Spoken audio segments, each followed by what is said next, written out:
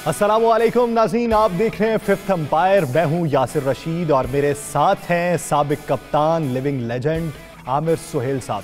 नाज़रीन, आज T20 world cup का मेला सजा। आज पहले दिन 2 मैच थे। पहला मैच जो था वो ओमान और पापुआ न्यू गिनी के दरमियान हुआ। हस्बे तवक्को उसका रिजल्ट जो है वो ओमान के हक में आया। जो दूसरा मैच था बांग्लादेश और स्कॉटलैंड के दरमियान, उस मैच में आज पहला दिन और पहली ही अपसेट शिकस्त का सामना बांग्लादेश को करना पड़ गया। जब मैच के आगाज के ऊपर स्कॉटलैंड ने पहला हदफ बनाया 140 का और 141 का हिंसा अबूर करना था बांग्लादेश ने, लेकिन वो उसको चेज करते हुए जिस तरह उनकी टीम डगमगाई, जिस तरह टेल एंडर्स तक बात आई और उन्होंने भी जोशो जज्बा दिखाने की कोशिश की। अगर वहां की पिचेस को देखा जाए तो उसको देखते हुए ये कोई बड़ा हिंसा नहीं था, लेकिन इसको चेज करने में मुश्किलात क्या दरपेश आई हैं। आमिर भाई की तरफ बढ़ते हैं। आमिर भाई, आज का दूसरा मैच सबको तवक्को यही थी कि बांग्लादेश एक अच्छी टीम है, चेज कर जाएगी। अगर वो पहले भी खेलती है तो एक अच्छा स्कोर बना पाएगी, लेकिन इब्तदाई तौर पे स्कॉटलैंड को 100 पे जहां पे रोका जा सकता था वहां पे 140 करवा देना, वो कितनी बड़ी गलती। देखिए, उसी से तो सारा टर्न अराउंड हुआ मैच और बांग्लादेश ने गलतियां बहुत ज़्यादा की। देखिए, जब आप अपने होम ग्राउंड के ऊपर मैचेस खेल रहे होते हैं तो आपने डिफरेंट किस्म की पिचेस के ऊपर अपने प्लेयरों को प्रिपेयर करवाना होता है। हुआ ये कि न्यूजीलैंड की जो सीरीज़ इनकी हुई है अभी रिसेंटली, जब न्यूजीलैंड टूर कर रहा था, आउटराइट टर्निंग विकेट्स बनाई हुई थी। वो जहाँ पे गेंद फंस रहा है, फास्ट बॉलर जो है स्लोअर बन कर रहे हैं, उनको विकेट्स मिल रही है। आज थोड़ी सी विकेट थ्रू थी, हालांकि स्लोअर साइड पे थी, लेकिन उनके फास्ट बॉलर ने बहुत ज़्यादा रन्स लीड किए, छक्के भी खाए, चौके भी खाए और अलाउ किया स्कॉटलैंड के प्लेयर्स को कि एक फाइटिंग टोटल बोर्ड के ऊपर लगाएं। और ग्रीव्स ने बहुत ज़बरदस्त बैटिंग की। उन्होंने जो 44 रन्स किए, मेरा ख्याल है गोल्ड डस्टी उसको आप कह सकते हैं। उसी ने मौका दिया स्कॉटलैंड की टीम को कि वो अंदर आएँ और 140 को डिफेंड करने की कोशिश करें। मैं समझता हूँ कि स्कॉटिश कैप्टन ने बहुत ज़बरदस्त कैप्टनसी की। उन्होंने सिचुएशन को बहुत अच्छे तरीके से हैंडल किया और उसके बाद जो सबसे इम्पॉर्टेंट चीज़ है मेरे लिए, ग्रीव्स ने 44 रन्स तो किए। उन्होंने बॉलिंग भी बड़ी शानदार की। 3 ओवर्स में इतना ज़्यादा बैट्समैनों को फ्रीडम से खेलने की इजाज़त दी थी। लेकिन जो लेफ्ट आर्म स्पिनर ने जो ओवर किया है, मार्क वॉट ने, ऑस पड़ी थी, गेंद ग्रिप नहीं हो रहा था, उन्होंने सीम से पकड़ के यॉर्कर मारने की कोशिश की और जो उनके 4 ओवर थे और एक क्रूशल विकेट उन्होंने लेफ्ट हैंड बैट्समैन के लिए अफीफ की। आमिर भाई, जिस तरह आप ये देखें कि वो जो तीसरी गेंद जो थर्ड लास्ट थी, उसमें जब बॉल करवाई गई है तो उन्हें एक लम्हे को ये ख्याल आया कि शायद ये नो बॉल हो सकती है, उम्मीद फिर भी जाग सकती है। तो मैच को इस सतह पे लेके जाना, उसमें आप क्या समझते हैं कि बैट्समैन जो हैं उनका ज़्यादा किरदार है कि वो मैच को इस नहज तक ले गए कि मैच यूं फंस गया और हार आपका मुकद्दर बनी, ये इसमें बॉलर्स का किरदार ज़्यादा? नहीं, आई थिंक बॉलर्स ने तो बहुत ही अच्छी बॉलिंग की। देखिए, 140 का टोटल जो है वो डिफेंड करना किसी भी कंडीशंस में एक लेकिन बहुत आप बड़ा, ये देखें कि अगर स्टार्ट पे जिस तरह की कंडीशंस थी, आप 100 तक भी तो रोक सकते थे। देखिए, वो तो आपने जब उनके फास्ट बॉलर्स ने अच्छी बॉलिंग नहीं की, स्पिनर्स ने बहुत अच्छा स्पेल किया। आप देखें, शाकिब ने बड़ी ज़बरदस्त बॉलिंग की, ऑल्दो इतनी ज़्यादा विकेटें नहीं ली, लेकिन मेहदी हसन ने 3 विकेटें हासिल की। वो जो प्रेशर क्रिएट हुआ, फास्ट बॉलर जो लगाए और उन्होंने कंट्रोल के साथ बॉलिंग नहीं की। और देखिए, ये जो मैचेस हो रहे हैं इसमें से सीखने का बड़ा आपको मौका है। हमारी टीम ने अभी अपना जो है वो कैंपेन स्टार्ट नहीं की। ये देखें, जब बॉलर्स ने ओवर ट्राई की हैं चीज़ें, या फुल टॉस हुआ, आपने लास्ट ओवर में देखा अभी कि फुल टॉस हुआ, छक्का पड़ गया, मार्जिनल था, नो बॉल भी हो सकता था। सो अगर जब आप ओवर ट्राई करेंगे चीज़ें और आप ओवर कॉम्पनसेट करने की कोशिश करेंगे, अगर आपको चौका पड़ जाए तो फिर आपका प्रेशर जो है पीछा नहीं छोड़ता। अच्छा, ये आपने प्रेशर की बात की है। अब आप ये देखें कि आखिरी ओवर के अंदर प्रेशर, 3 छक्के चाहिए, 3 बॉल्स हैं, प्रेशर ज्यादा बैट्समैन पे होता है या बॉलर पे होता है? दोनों पे है। देखिए, एक तरह का, एक ही तरह का। देखिए ना, बॉलर ने जो करना है कि उसने मौका नहीं देना बैट्समैन को कि स्विंग हिज आर्म्स, वो बल्ले को घुमा सके और ऐसी जगह पे गेंद करना, क्योंकि यूजुअली जब आप हिट मारने की कोशिश कर रहे होते हैं तो आपका ना हॉरिजॉन्टल बैट होता है, ना आपका वर्टिकल बैट स्विंग होती है। इस तरह जो सीधा बल्ले के साथ आप खेलते हैं, आपने वो लपेटा सा मारना होता है और उस लपेटे में बल्ला और पैड के दरमियान आपने बॉल करना है जहाँ पे बैट्समैन मिस करता है। और आपने देखा कि व्हील ने वहीं पे बॉलिंग की, उसने बैट्समैनों को क्रैम्प किया, वो उसने रूम नहीं दिया कि बल्ला गेंद जो है बल्ले के ऊपर आए और बाउंड्री से बाहर जाए। सो बेसिकली प्रेशर तो दोनों के ऊपर है। अगर बॉलर की बात करें, उसने अच्छी जगह पे गेंद फेंकना, बैट्समैन जो है वो वेट कर रहा है कि बॉलर गलती करे और उसको वो कैश इन करे, तो प्रेशर दोनों के ऊपर है। प्रेशर दोनों के ऊपर है। तो इसी बीच हमें ज्वाइन कर चुके हैं साबिक टेस्ट क्रिकेटर यासिर अरफात साहब। यासिर भाई बहुत शुक्रिया आपके वक्त का। यासिर भाई, आज T20 वर्ल्ड कप का पहला दिन था, पहले दिन 2 मैच हुए हैं, तो हम इब्तदाई तौर पे इस प्रोग्राम के आगाज पे बात कर रहे हैं बांग्लादेश के मैच के हवाले से। क्या लगता है आपको, कहां पे लूप होल्स थे कि जिसकी वजह से बांग्लादेश के हाथ से मैच निकल गया? देखिए, ऑब्वियसली 140 इस T20 फॉर्मेट में इतना कोई स्कोर नहीं है, मगर उसके लिए आपको फिर भी अच्छी बैटिंग करनी पड़ती है। आपका जो स्टार्ट होता है बैटिंग में, जब आप चेस करने जाते हैं तो वो बड़ा क्रूशियल होता है। वहाँ पे थोड़ा सा लैग किया बांग्लादेश ने, मेरे ख्याल से अर्ली ऑन विकेट्स गिरी, मगर मिडल में जो उनका एक्सपीरियंस था, जिसमें उनके कप्तान थे महमूदुल्लाह और फिर मुशफिकुर रहीम और साकिब अल हसन, उन्होंने थोड़ा सा अपना एक्सपीरियंस तो शो किया, मगर वो फिनिश लाइन पे टीम को लेके नहीं जा सके। आउट होते रहे अच्छे स्टार्ट के बाद, 20-30 करने के बाद।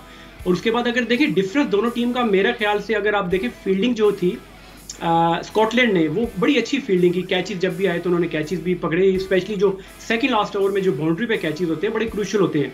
तो कैलम मैक्लियोड ने वो जो कैचेस पकड़े, बड़े अच्छे कॉन्फिडेंस से उन्होंने कैचेस पकड़े, तो उसकी वजह से मेरे ख्याल से काफ़ी फ़र्क पड़ा। और देखें, अपसेट्स तो इस तरह के इवेंट्स में होते हैं, और ये one of the many upsets in the world cup हो सकता है, आप कह सकते हैं, क्योंकि बांग्लादेश जिस तरह की क्रिकेट खेलती हुई आ रही है, ऑस्ट्रेलिया को उन्होंने हराया, न्यूजीलैंड को उन्होंने बहुत बुरे तरीके से हराया, और अब जब यहाँ पे आए तो हॉट फेवरेट जो थी इस मैच में वो ऑब्वियसली बांग्लादेश थी, मगर स्कॉटलैंड ने ऑन द डे अच्छी क्रिकेट खेली, जिसकी वजह से वो लोग मैच जीते।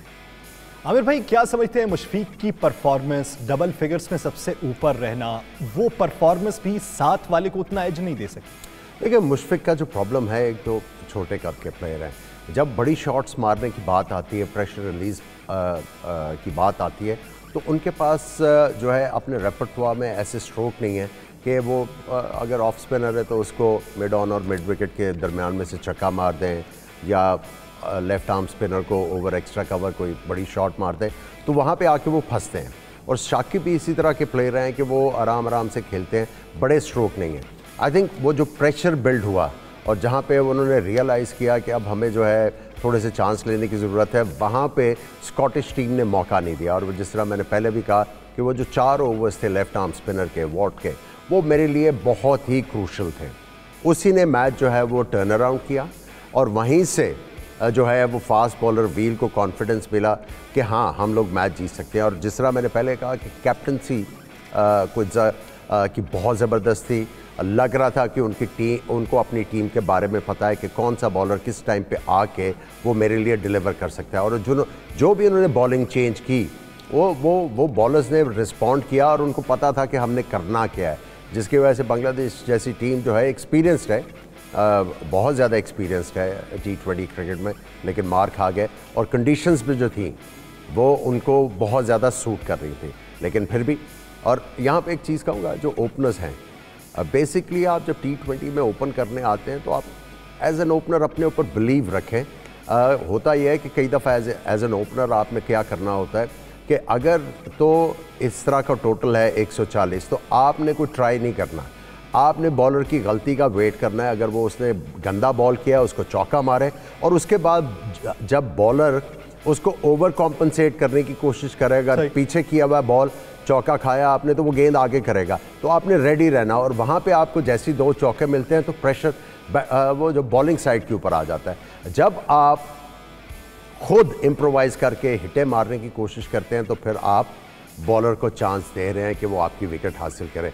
अर्ली विकेट्स 2 गिरी, उसके बाद जो है कंट्रोल जो है वापस मेरा ख्याल है स्कॉटलैंड को चला गया। और मैं समझता हूँ उनकी तारीफ़ करनी चाहिए, बड़ा कलेक्टिव एफर्ट था, उन्होंने हिम्मत नहीं हारी।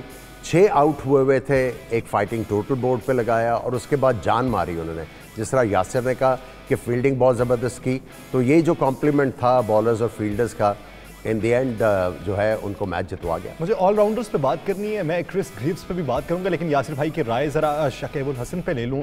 यासिर भाई, शकीब की अगर परफॉर्मेंस आप देखें बतौर ऑलराउंडर, एक तो वो 108 विकेट्स हासिल करके वो टॉप गेंदबाज बन चुके हैं। लेसत मलिंगा की उन्होंने जो एक टारगेट था वो उन्होंने उसको पीछे छोड़ के उससे आगे बढ़े हैं और एक नया टारगेट सेट किया है। दूसरा, डबल फिगर्स में अगर खिलाड़ी देखे जाएं आज बांग्लादेश के, तो उसमें से एक वो भी थे। तो बतौर ऑलराउंडर उनकी परफॉर्मेंस को कैसा देखते हैं? देखिए, ये साकिब जो है बड़े ही इंपॉर्टेंट प्लेयर है और पिछले कुछ सालों से, मतलब 10-12 साल से, जब से ये टीम में आए हैं बांग्लादेश की, तो इनकी परफॉर्मेंस से बांग्लादेश की जो टीम है उसने जीतना शुरू किया था। वो बैटिंग को, इवन टेस्ट क्रिकेट में भी आप देखें 5 रन लेने की अहलियत इनमें है, उसके बाद सेंचुरियां करते हैं, तो ये इनमें क्वालिटी है और ये बैकबोन ऑफ बांग्लादेश क्रिकेट है। और अभी आपने रिकॉर्ड्स की बात की, तो बिल्कुल अगर T20 की बात की जाए तो ये मेरे ख्याल से कुछ उन प्लेयर में से या वाहिद वो प्लेयर है जो कि 100 विकेट्स जिन्होंने लिए हुए हैं और 1000 रन T20 में किए हुए हैं। तो इनकी परफॉर्मेंस बड़ी ही की होती है जब भी बांग्लादेश जीतता है या हारता है। अगर ये परफॉर्म नहीं करते तो बांग्लादेश के लिए बड़ा कम चांसेस रह जाते हैं जीतने के। तो अगर आगे प्रोग्रेस करना है टूर्नामेंट में, तो जो मोहम्मदुल्लाह की मैंने बात की पहले, मुशफी की बैटिंग में, तो ये इनको आगे लेके जाएंगे। साकिब उल हसन बॉलिंग में थोड़ा सा weak link in the sense के बॉलिंग भी ये करते हैं, मगर अगर फास्ट बॉलिंग की अगर आप बात करें तो उधर वहाँ पे इनका थोड़ा वीकर लिंक है। और ये देखना पड़ेगा इनको टीम कॉम्पोजिशन, पिचेस तो इनको मेरे ख्याल में मोर और लेस बांग्लादेश में तो ज़रा ज़्यादा टर्निंग होती है। यहाँ पे ओमान पे जब ये खेल रहे हैं तो उस तरह की उनको हेल्प नहीं मिल रही जिस तरह इनको होम कंडीशन में मिलती है। तो थोड़ा सा अपने प्लान को, स्ट्रेटेजी को थोड़ा चेंज करना पड़ेगा इनको अगर कि बाकी टीमों के खिलाफ जब खेलते हैं, क्योंकि ये बड़ी टीमों में से है। क्वालिफाइंग राउंड जो खेल रही है बड़ा ही अनफॉर्चुनेट है कि जिस तरह की पिछले 10 साल इन्होंने क्रिकेट खेली, अब इन लोगों को क्वालिफाइंग राउंड खेलना पड़ रहा है। देयर इज सम प्रॉब्लम, उनकी जो क्रिकेट बोर्ड में कह लें, प्लेयर्स में कह लें, डेफिनेटली कोई ना कोई प्रॉब्लम है वहाँ पे। अच्छा आमिर भाई, क्या समझते हैं क्रिस ग्रीव्स की अगर परफॉर्मेंस देखी जाए बतौर ऑलराउंडर? एक तो उन्होंने डबल फिगर में सबसे ज़्यादा रन्स बनाए अपनी टीम में, और सेकंड ये कि उन्होंने 2 विकेट्स हासिल की, रन रेट भी जो है वो 6.3 का दिया है। तो उनकी बतौर ऑलराउंडर परफॉर्मेंस कैसी देखते हैं? देखिए, हम कल यही जिक्र कर रहे थे कि अगर आप इफ्तिखार अहमद को ले जाते तो आपको बहुत ज़्यादा फ़ायदा हो सकता था। ऑलराउंडर्स जो हैं वो आपके लिए टेबल के ऊपर काफ़ी कुछ लेके आते हैं, और उसके साथ साथ जब आपकी करंट फॉर्म बहुत अच्छी हो तो आप उसको वेस्ट नहीं करते। और बांग्लादेश की भी मैं यहाँ पे बात करना चाहूँगा, जो पॉइंट हाईलाइट करने की ज़रूरत है। 3 विकेट कीपर खेल रहे थे इस मैच में, लिटन दास, मुशफिकुर रहमान और आई थिंक इनके नूरुल हसन। इनकी बजाय अगर आप कोई तगड़ा ऑलराउंडर खिला लें, एक दोनों में से एक को विकेट कीपिंग करा लें, तो टीम को तो बहुत ज़्यादा फ़ायदा हो सकता है। टीम को जो है वो बैलेंस भी और ज़्यादा अच्छा मिल सकता है। अगर किसी बॉलर से बॉल नहीं अच्छे हो रहे तो आपके पास एक इंश्योरेंस है कप्तान के पास कि वो किसी और को भी ट्राई आउट करके मुश्किल हालात को डील कर सकता है। तो आई थिंक इनको एक तो टीम कॉम्पोजिशन चेंज करने की ज़रूरत है। 3 विकेट कीपर खिलाने की मेरा ख्याल है कोई ज़रूरत नहीं बनती। जब आपके पास हैं तो फिर आप एक स्पेशलिस्ट को ला सकते हैं टीम में। यासिर भाई, आप क्या राय रखते हैं कि हमारे यहाँ ये तासुर पाया जाता है कि जो टॉस है वो टॉस पे ही आधा फैसला तो तभी हो जाता है कि टॉस किसके हक में आया, उसने क्या फैसला किया। अगर हम पहले मैच को देखें आज के दिन के, तो टॉस जीतने वाली टीम ने दूसरी टीम को बैटिंग की दावत दी, लेकिन बाद में उनका जो मुकर्रर करदा हदफ था उसको चेज करने में आसानी से कामयाब हो गए। लेकिन दूसरे मैच में जिस टीम ने दावत दी है वो खुद चेज ना कर सकी। तो टॉस एक मैच में बिल्कुल मुख्तलिफ नतीजा और दूसरे मैच में बिल्कुल मुख्तलिफ। देखिए, टीमों के जहन में ये चीज़ होगी डेफिनेटली ड्यू की, मगर अगेन आपने जिस तरह खुद कहा कि पहली टीम जो टॉस जीती थी उन्होंने पहले बॉलिंग करने का फैसला किया, बाद में बैटिंग का, तो वो देखिए बड़ा ही क्रूशल हो जाता है। बस एक चीज़ जहन में है टीमों के या जो टीम मैनेजमेंट्स हैं उनके जहन में ये चीज़ है कि अगर ड्यू पड़ती है तो बाद में बॉलर्स को ग्रिप करने में मुश्किल होगा। जिस तरह अभी आमिर भाई ने बात की कि वो जो उनके स्पिनर थे उनको सीम अप करके बॉल करना पड़ा, तो स्पिनर को प्रॉब्लम हो सकता है। मगर आप अगर देखें, मगर फिर उनके फास्ट बॉलर ने जिस तरह बॉलिंग की वो सक्सेसफुल रहे। आगे अगर टूर्नामेंट को अगर आप आगे जाते हुए देखते हैं तो टीमों के जहन में डेफिनेटली ये चीज़ है ड्यू फैक्टर। मगर अगेन प्लेयर्स वहाँ पे जिस तरह IPL अभी हो रही थी, सारे प्लेयर यूज टू होंगे वहाँ पे खेलने के। अगर इवन ओस पड़ती भी है, बॉल गीला हो भी जाता है। और ये एक फिनोमिना है कि आप जब भी डे एंड नाइट मैचेस इस तरह के खेलते हैं, इवेंट्स खेलते हैं, तो आपको इस फेज से गुजरना पड़ता है। और आप आई एम श्योर कि टीमें जो हैं वो प्रैक्टिस करती हैं इवन गीले बॉल से ग्रिप करके। स्पिनर स्पेशली जो फिंगर स्पिनर होते हैं उनके लिए तो फिर बेहतर होता है, मगर जो रिस्ट स्पिनर होते हैं उनके लिए ये बड़ा मुश्किल होता है। लेग स्पिनर हो गए या लेफ्ट आर्म ऑर्थोडॉक्स जो होते हैं उनके लिए ग्रिप करना मुश्किल होता है, बॉल को लैंड करना बड़ा मुश्किल होता है। तो ये चीज़ें मेरे ख्याल से कप्तानों के जहन में है, जिसकी वजह से इस तरह की डिसीजन टीमें लेती हैं। यानी तमाम टीम्स के लिए हालात एक तरह के नहीं होते, साजगार नहीं होते, उल्टे भी पड़ सकते हैं। तो नाज़रीन बढ़ते हैं आगे। आमिर भाई देखिए, इसमें सबसे ज्यादा कैचेस हुए, कैचेस विन मैचेस, ये एक मुहावरा तो है, लेकिन आप ये क्या समझते हैं कि बड़ी हिट मारने की बार बार कोशिश क्यों नहीं की गई? पहले क्यों स्टैट सेट नहीं किया गया इनकी तरफ? देखिए, यूजुअली जो अभी आप टॉस के ऊपर बात कर रहे थे, यूजुअली जब आप स्कॉटलैंड या दूसरी टीमों की बात करते हैं तो बड़ी टीमें जो हैं वो प्लेयरों को इतना क्लोजली देखा नहीं होता, और ये काम आ जाता है फिर स्पोर्ट्स स्टाफ के ऊपर कि आपको दूसरी टीम की स्ट्रेंथ्स बताते हैं कि ये क्या है क्या नहीं है। देखिए, जो भी जो अंडरडॉग्स होंगे उनको बहुत ज़्यादा मेहनत करनी होती है मैच जीतने के लिए, और आज आपने देखा कि जिस तरह की फील्डिंग उन्होंने की और जिस तरह बॉलिंग को उन्होंने सपोर्ट किया, तो इवेंचुअली एक छोटा सा टोटल भी जो था वो डिफेंड करने में कामयाब हो गया। लेकिन जो सबसे इम्पॉर्टेंट चीज़ है वो आप ये देखें कि स्कॉटलैंड के बॉलर्स ने ज़्यादा चीज़ें ओवर ट्राई नहीं की, कोशिश करते रहे कि गेंद को स्विंग करें, अच्छी लाइन के ऊपर बॉल करें, उसमें 1-2 ओवर में उनको जो है पैडल स्ट्रोक्स मार के बैट्समैनों ने अपसेट भी करने की कोशिश की, लेकिन उन्होंने अपनी लाइन नहीं छोड़ी। सो जो पॉइंट है, जो ये जब जो टीम जीत रही है, जो उसके स्ट्रॉन्ग पॉइंट है उनसे सीखना है। ओवर ट्राई करने की ज़्यादा ज़रूरत नहीं है बॉलर्स को। जब आप ओवर ट्राई करते हैं तो आपको मार पड़ती है। जिस तरह आपने देखा कि लेफ्ट आर्म फास्ट बॉलर जो थे, आखिरी 2 जब उन्होंने ओवर किए तो स्लोअर वन करते हुए फुल टॉस हुआ, जो छक्का पड़ा, फिर चौका भी पड़ा, जिसकी वजह से जो 120 के ऊपर टोटल रुक रहा था वो वेरिएशन करने में आपने स्कोर लीक किया और प्रेशर आ गया और आप मैच हार गए। सो T20 फॉर्मेट इस तरह का है कि यहाँ पे 2 ओवर आपने कंप्लीट हुए नहीं तो मैच आपके हाथ से निकल जाता है। सो आपको इन मैचेस में अलर्ट रहने की ज़रूरत है, इन मैचेस में मोहतात रहने की ज़रूरत है, ओवर ट्राई करने की ज़रूरत नहीं है। मोहतात रहते हुए आपने जो प्लानिंग पहले से तय कर रखी है उसी के मुताबिक चलें तो आप ये मैचेस जीत सकते हैं। क्वालिफाइंग मैच है, टफ मुकाबला भी है और आपने आगे भी बढ़ना है। तो नाज़रीन, हम बात करेंगे ओमान के और पापुआ न्यू गिनी के मैच के हवाले से, लेकिन शॉर्ट ब्रेक के बाद। Stay with us. Welcome back नाज़रीन। अब हम बात करेंगे आज के पहले मैच के हवाले से जो ओमान और पापुआ न्यू गिनी के दरमियान था। ओमान ने टॉस जीतकर पापुआ न्यू गिनी को बैटिंग की दावत दी। जो स्कोर कार्ड पे हिंसा आया वो 139 का था, 140 को आपने चेज करना था, लेकिन ऐसी बैटिंग देखने में आई कि पहले ओपनर जो आए उन्होंने ही मैच का पांसा पलट दिया और बगैर कोई विकेट गिराए मैच अपने हाथ में कर लिया। आमिर भाई, ज़ीशान मकसूद बॉलर जिसने विकेट्स दिलवाई और विकेट्स ने ही मैच जितवाया, परफॉर्मेंस को किस नज़र से देखता है? बड़ी ज़बरदस्त परफॉर्मेंस थी। उन्होंने आके टर्न अराउंड तो की चीज़ें, जब एक पार्टनरशिप लगी हुई थी असाद और मेरा ख्याल है मैं नाम भूल रहा हूँ दूसरे, जो अमीनी, चार्ल्स अमीनी, ये दोनों बड़ा ज़बरदस्त खेल रहे थे, बड़ी पॉजिटिव क्रिकेट खेल रहे थे और 80 से ज़्यादा रन्स की पार्टनरशिप थी। मेरे ख्याल में जो टर्न अराउंड हुआ है, जिसने मौका दिया कप्तान ज़ीशान मकसूद को कि वो आएँ और आके कुछ विकेटें हासिल करें और गेम को बिल्कुल कंट्रोल में ले आएँ। मोहम्मद नदीम का जो रन आउट था, वहाँ से मेरा ख्याल है चीज़ें टर्न अराउंड हुई और बहुत वो टर्निंग पॉइंट था इस मैच का। वहाँ से फिर ओमान की टीम जो है वो पकड़ाई में नहीं आई किसी के। उसके बाद उनके बैट्समैनों ने भी आके बहुत ज़बरदस्त जो है वो बैटिंग की। लेकिन ओमान ने अगर अपनी ये सक्सेस को फर्दर करना है तो आई थिंक उनको अपनी फील्डिंग जो है वो इम्प्रूव करनी पड़ेगी। सही बहुत सा I think of the ball नज़र आए इन द फील्ड। तो यासिर भाई, आप फील्डिंग को कैसा देखते हैं कि आप अगर देखें दूसरे मैच का तो वो भी राउंड अबाउट उतना ही टारगेट है जितना पहले मैच का था, लेकिन पहले मैच के अंदर जिस तरीके से 129 का स्कोर हुआ और 130 को आपने चेज़ करना था और दूसरे मैच का भी अगर आप देखें तो वो 140 था, तो आप ये क्या देखते हैं कि ओमान की बेहतर बॉलिंग कितनी थी और पापुआ न्यू गिनी की बेहतर बैटिंग कितनी थी? देखिए इन टीमों की अगर आप बात करें, जो एसोसिएट्स कंट्रीज होती हैं, इनका बॉलिंग बैटिंग तो मोर और लेस एक जैसी तकरीबन होती है। फील्डिंग का जहाँ पे बात आती है, बिल्कुल सही बात की कि फील्डिंग उनकी अप टू द स्टैंडर्ड नहीं थी।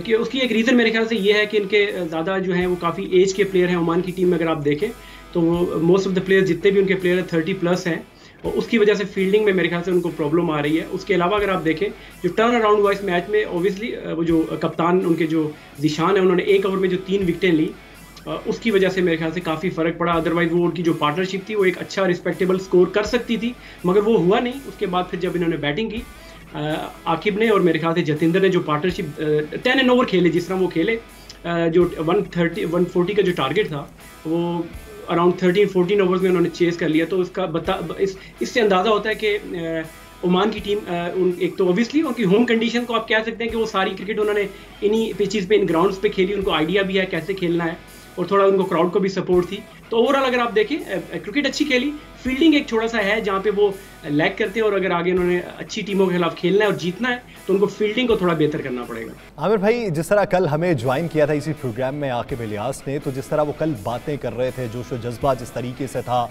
और उनका एम था कि हमारे हाथ में मैच है, हमें कंडीशंस का भी पता है, होम ग्राउंड का एज भी है, हमने इन टीम्स के साथ पहले भी खेल रखा है।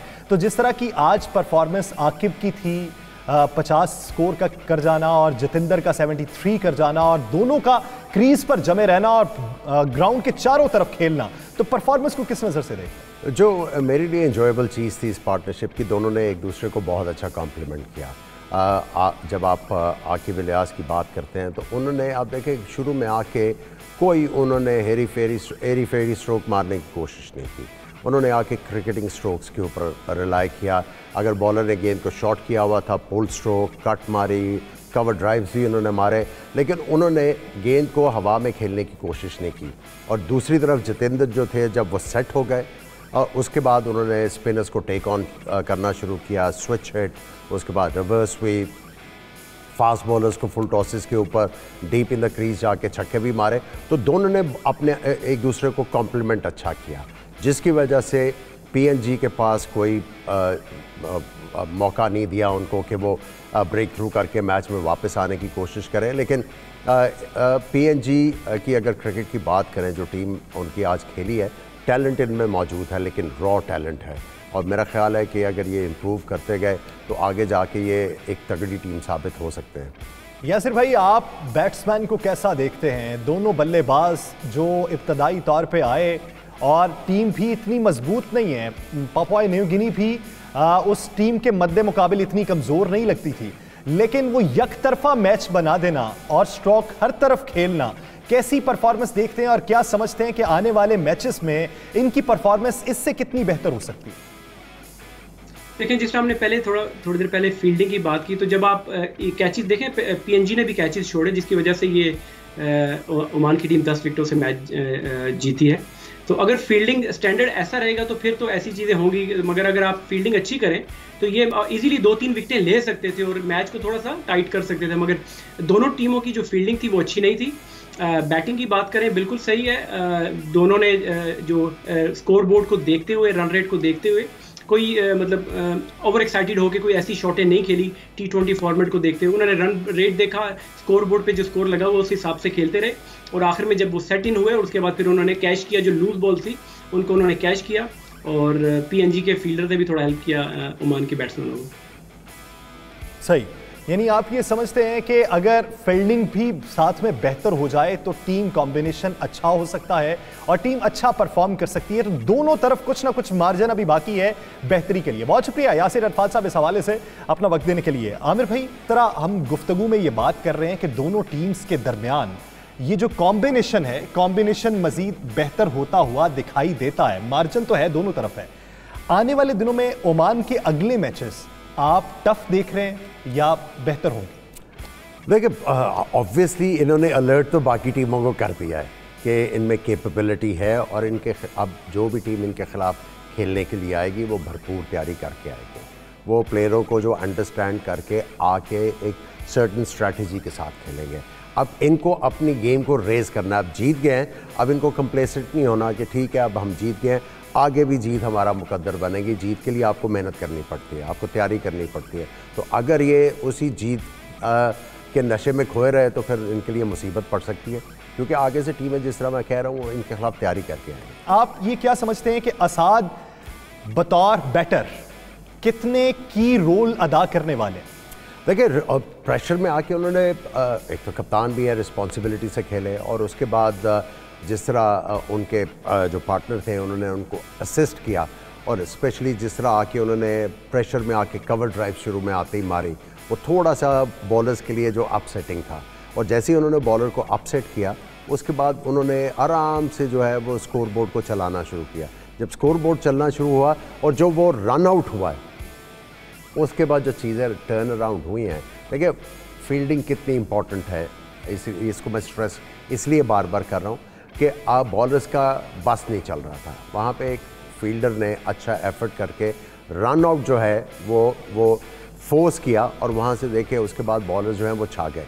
अगर आप फील्डिंग इस फॉर्मेट में, हर फॉर्मेट में अपनी अच्छी रखते हैं, कॉम्प्लीमेंट होना शुरू हो जाए बॉलर्स और फील्डर्स का, तो टीम के लिए बहुत ज़्यादा आसानी हो जाती है। ज़ीशान मकसूद के लिए आप क्या समझते हैं कि क्या क्रिटिक्स हैं उनके लिए, या क्या वो अपनी टेक्निक्स में बेहतर? देखिए, पोस्ट मैच जब वो man of the match award ले रहे थे तो उनसे जब मुरली कार्तिक ने जब बात की तो उन्होंने कहा क्या सीक्रेट थी कि आप गेंद को सीधा भी रख रहे थे और टर्न भी कर रहे थे? उन्होंने कहा कि मुझे भी नहीं पता जब किस तरह हो रहा था। जब बॉलर को नहीं पता तो बैट्समैन उसको किस तरह जो है अंडरस्टैंड करेगा। तो बेसिकली यही है कि वो अपनी स्ट्रेंथ के ऊपर चलते रहें एंड मेहनत करते रहें, रिजल्ट विल फॉलो। यानी ये सारे का सारा होम ग्राउंड का ज़्यादा एज हो सकता है? होम ग्राउंड का भी एज है, और उसके बाद देखें आपका जो मकसद है एज ए बॉलर, आपने राइट लाइन और लेंथ के ऊपर बॉल फेंकने। अगर आप कंसिस्टेंटली वो करते रहेंगे तो बैट्समैन के लिए तो प्रॉब्लम होगा। और ऐसी पिचेस के ऊपर स्पिनर्स के लिए जो है वो एक आइडियल सिचुएशन होती है जब आपके सारे गेंद टर्न नहीं करते, तो बैट्समैन जो है थोड़ा सा वॉचफुल रहता है। अब वो सोच रहा है कि गेंद जो ये सीधा रहेगा और मैं प्री मेडिटेट किया हुआ, पहले से सोचा हुआ ये शॉट मारनी है, और गेंद हल्का सा टर्न हो गया तो आपके तो आउट होने के चांसेस हो गए। सो ऐसी पिचेस के ऊपर जो वो कर रहे हैं उनको उसी से स्टिक करना चाहिए। कोई नई जो है वो इन्वेंशन लेके आने की ज़रूरत नहीं है। अच्छा, एक सवाल है, ऐसी टीम्स, बिलखुसूस ओमान के बारे में सवाल है कि जो एक मुल्क की ना हो बल्कि मुख्तलिफ ममालिक का मुरक्कब हो, मुख्तलिफ ममालिक से प्लेयर्स हों, जिस तरह यासिर भाई भी बात कर रहे थे कि 30 साल से ज़ायद उम्र के अब वो ज़्यादा लोग हैं, तो ऐसी टीम में पेचीदगियाँ क्या होती हैं? देखिए, जेल इन करने का सारा मतलब होता है। देखिए, काफ़ी अरसे से ये खेलते आ रहे हैं वहाँ पे local cricket, so they know each other very well. और ओमान इतना बड़ा कोई कंट्री है भी नहीं, और उधर लिमिटेड क्रिकेटर्स हैं, सो एक दूसरे को जानते हैं। और जब आप एक दूसरे की गेम को अच्छी तरह से जानते हैं तो उसके बाद जेल इन करना बड़ा ईजी हो जाता है, और कप्तान के लिए कप्तानी करना भी बड़ा ज़्यादा आसान हो जाता है। और जब आप कह रहे हैं कि मुख्तलिफ मुल्कों से, इंग्लैंड की भी तो टीम इसी तरह ही होती थी और आज भी इसी तरह ही है, तो इधर उधर से ही हैं। लोकल बॉन्ड तो बहुत अब वहाँ पे कम होना शुरू हो गए हैं। पहले साउथ अफ्रीकन बहुत ज़्यादा वहाँ पे जो इंग्लैंड के लिए रिप्रेजेंट करते थे, वेस्ट इंडियन, अब पाकिस्तानी भी आ रहे हैं, इंडियंस भी आ रहे हैं। सो जो क्वेश्चन का आंसर है वो ये है कि आपने एक दूसरे की गेम को अंडरस्टैंड करना है। जब आप अंडरस्टैंड कर लेंगे तो फिर जेल इन हो जाती है टीम। जब जेल इन हो जाएगी टीम तो उसके बाद अच्छे रिजल्ट्स आने के बहुत ज़्यादा चांसेस क्रिएट हो जाते हैं। पीएनजी के आने वाले मैचेस कैसे देखते हैं? देखिए, जिस तरह हमने कल भी बात की थी, पीएनजी पार्ट ऑफ ऑस्ट्रेलिया था और ऑस्ट्रेलियन इन्फ्लुएंस तो था। एक दो बैट्समैन आए जिन्होंने आके दिखाया कि जिस तरह आपके ऊपर उन्होंने ड्राइव्स मारी, पुल शॉट खेली। उसके बाद बॉलिंग लाइनअप भी इनकी अच्छी है। लेफ्ट आर्म स्पिनर जो इनके थे उनमें इंग्रेडिएंट्स है कि वो इम्प्रूव कर सकते हैं। इनके लेग स्पिनर जो हैं पीएनजी के जो बॉल कर रहे थे, मैं समझता हूँ अगर अपना वो एक्शन थोड़ा सा और रन अप थोड़ा सा स्लो डाउन कर लें और जब वो बेस बन जाए रिटर्न क्रीज के ऊपर, तब वो बॉल को डिलीवर करें तो वो बहुत ज़्यादा डेंजरस लेग स्पिनर साबित हो सकते हैं। सो इंग्रेडिएंट्स हैं, एक्सपीरियंस की ज़रूरत है, ज़्यादा एक्सपोजर की ज़रूरत है और ज़्यादा इस लेवल के टूर्नामेंट्स के ऊपर। तो जब ये इनके जो यंगस्टर हैं, स्कूल बॉयज़ हैं, इनको खेलते हुए इतने बड़े क्या कहते हैं इवेंट में, तो वो भी जो है इन्फेक्ट होंगे, वो भी क्रिकेट की तरफ आएंगे। तो this August well for PNG। हो सकता है अगले आप 10 साल में देखें कि ये बहुत ही तगड़ी टीम बन के आए। एक सवाल ये कि 30 साल से जब जायद उम्र का खिलाड़ी हो तो फील्डिंग के दौरान मुश्किलात कौन सी दरपेश हो? देखिए फिटनेस 30 आपके सामने एग्जांपल है मिसबा की, 41 साल तक खेलते रहे, वेरी एथलेटिक। शोएब मलिक भी आप देखें, Shoaib Malik is fleet footed still today, you know, बड़ा वो you know briskly move around करता है फील्ड में जब फील्डिंग कर रहा हो, और उसके बाद जब रनिंग बिटवीन द विकेट की बात आती है तो वो मेरा ख्याल अभी भी बहुत तेज़ भागते हैं। So it's all about fitness. जब आपकी फिटनेस का वो लेवल होगा, देखिए ये प्रोफेशनल क्रिकेटर्स नहीं है। जब आप PNG की बात कर रहे हैं या स्कॉटलैंड की बात कर रहे हैं या आप ये ओमान के लड़कों के, ये जॉब कहीं ना कहीं कर रहे हैं, ये फुल टाइम क्रिकेटर्स नहीं हैं। जब वहाँ पे ये फुल टाइम क्रिकेटर का रवाज पड़ेगा तो आपको ये फील्डिंग भी इम्प्रूव होती नज़र आएगी और बाकी चीज़ें भी इम्प्रूव होती नज़र आएंगी। यानी फुल टाइम क्रिकेट, जब आप एक किसी भी चीज़ को फुल टाइम देते हैं तो उसके साथ साथ आप उसमें उसकी बेहतरी भी देखते हैं, उसमें निखार भी पैदा होता है। तो नाज़रीन, हम बात करेंगे कल के मैचेस के हवाले से कि कल के मैच कितने बेहतर हो सकते हैं, एक्सपेक्ट क्या है कल के मैच में, कल का कॉम्बिनेशन क्या होगा, इसी पे बात होगी एक शॉर्ट ब्रेक के बाद। Stay with us. Welcome back नाज़रीन। कल का दिन पहला मैच होगा आयरलैंड और नीदरलैंड के दरमियान और दूसरा मैच होगा श्रीलंका और नमीबिया के दरमियान। तो पहले मैच के अंदर कौन कौन सी जो की प्लेयर्स हैं वो मैच का पांसा पलट सकते हैं, कल की जो टीम्स हैं वो एक दूसरे पर कितनी हावी हो सकती हैं, तो आमिर भाई की जानिब बढ़ते हैं।